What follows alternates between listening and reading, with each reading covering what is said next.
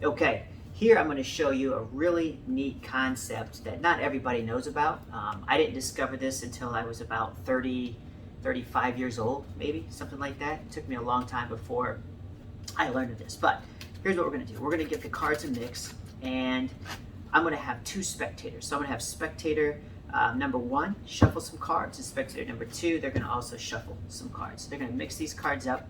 Each spectator is shuffling their cards. If they throw them on the ground, that's even better. So we know that the cards are really getting mixed up. So spectators are going to shuffle their cards, they're going to mix them up, and then they're going to choose which one they'd like to flip face up. Let's say they turn these cards face up. They will now shuffle the packets face up into face down and create just this huge mess of cards. Okay, we'll do that again, give them another shuffle. And in fact, if they want, they can even do this kind of table wash. Okay, so what we're going to do is I want spectator number one to my right, if you would reach in there and just take out any face down card that you'd like. So they're going to reach in, and let's say they take out this card way down here. This will be their selection. So take a look at that card. They're going to remember their selection, and then we're going to try to gather these up as best we can, and we're going to have that card placed back into the pack face down. Okay, so their card goes in face down. I'll keep the backs of the cards to me so I can't see their card, and then we'll go ahead and give those cards just a couple more riffle shuffles so we don't know exactly where their card is going to lie in the pack. And if they want, you can even take the cards and we can mix them face up, face down like this, just clumps of cards. We'll turn every which way so we have this mess of cards. We will then have the spectator go ahead and give it one of these Rosetta shuffles, which everybody likes and everybody seems to be doing now. Just kind of spin these cards out, and we'll give it a nice Rosetta shuffle. Push everything together like this, okay? So at this point, through this mess, you're thinking of a card, and the deck is mixed up. If I could now, without looking through the pack, if I could locate your card and tell you what the card is, that would be a pretty good trick. Let's see. So without looking at the faces, I'm going to say, is your card a red card? And you picked a diamond, is that right? You picked a diamond? Did you pick the six of diamonds? You did. It's the six of diamonds. And here's what's interesting.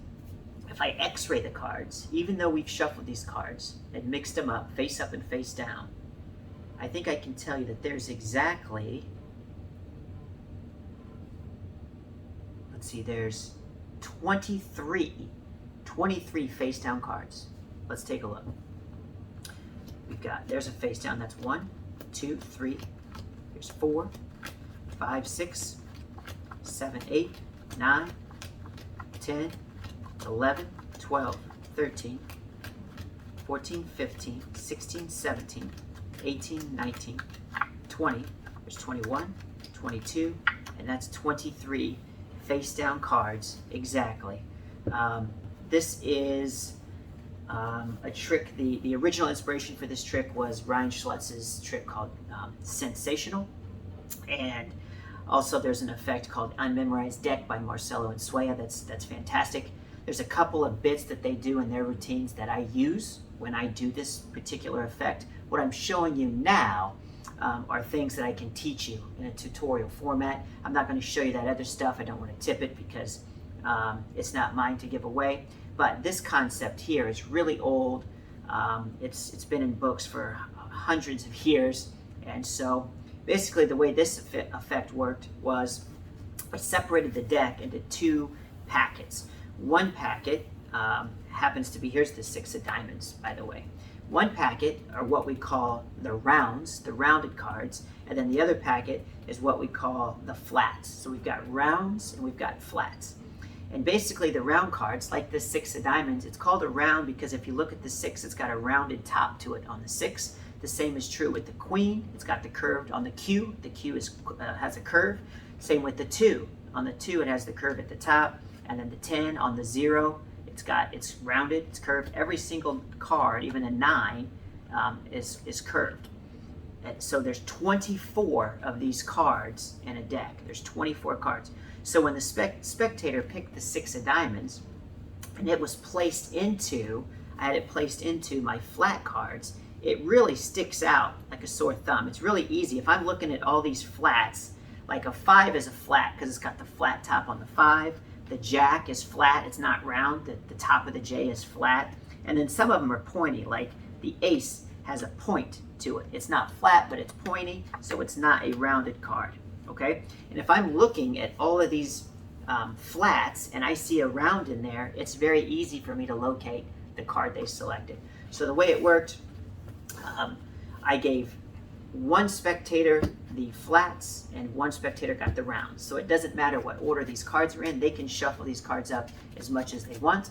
They then will choose to flip either packet face over, it doesn't matter. In the performance, they flipped over the flat cards. We then shuffled the rounds into the flats and mixed them up, and we scattered them around, and we had them take any one of the face down cards. So let's say they took this card here, which happens to be the 2 of spades. What I did then was, as I gathered the cards, I know that it's a round card that they've taken, and I know the flats are on the other side. So I turned my hand over and had them return the card into the pack face down. So what they're doing now is they're putting a round card into all of the flats. So their round goes into the flats. I have no idea what the card is at this point, and that's okay. They can then shuffle the cards up some more if they choose to, all right? So now I want to turn the deck over so I can view the cards and see which one sticks out. So the way I flip the cards over is I do them in packets like this. And I say, look, we can even mix the cards up and face down. I just turn cards palm up, palm down, and this looks like the cards are being mixed up even more, but really it's the same as just taking the deck and turning it over, okay? That's all I've done. So now their card is going to be exposed when I look through all of these flat cards. So with a mix, and what I did was I said we can even give it a Rosetta Shuffle. So on the Rosetta Shuffle, as I'm spreading the cards out, I'm looking at the indices right now, and I'm trying to see which one stands out, which one is a round, and all of these flats. And I spread the cards out like this. So I'm looking for the round card amongst all of these flats. If I see it, that's great. Now here I do see it, it's the 2 of spades. And now I'm just gonna say, look, we're just gonna push all these cards together. So now I've found the card, I located it, it's the 2 of spades. We can square them up from the Rosetta Shuffle. And now I don't even have to go through the cards to locate it. If I can't see it, I'm going to spread the cards, and I'm just going to look. And I can go, oh, there's the card that you're thinking of, and I see the round card, it's the 2 of spades. But if I spot it during the Rosetta Shuffle, I can square the cards up, and now I can say, you're thinking of a black card, it's a spade, you're thinking of the 2 of spades, okay? And then the trick comes to a conclusion. Now the piece that I added was the X-ray portion, and I was able to tell how many cards are now face down. So if I look, if I know that the flats are face up, that means I know I've got the rounds face down. Now I know there's 24 rounds in the pack, and I know there's 28 cards that are flats, okay? 24 rounds, 28 flats. The rounds are face down, -1 because they selected one. So if there's 24 rounds and they've turned one of them face up in the pack, I know that 23 are left face down. So when I count through, 1, 2, 3, 4, 5, 6, 7, 8, 9, there's 10, 11, 12, 13, 14, 15, 16, we've got 17, 18, 19, 20, 21, 22, 23 cards are now face down, and that is the trick using the rounds and flats concept, which you can use with any deck of cards. I would highly recommend you check out Ryan Schlutz's trick, Sensational, if you haven't seen it yet. He does a reveal of a thought of card in a really unique way that uses this concept. I'm not going to tip, but check it out, it's great. And then Marcelo Insuea has one where he calls it the unmemorized deck, and the ending to that is killer. You can piece these things together and create a really killer knockout routine that you could use as a closer, in fact, with this rounds and flats concept. If you take some of these ideas from Ryan and Marcelo, and maybe some of the stuff that I've added here.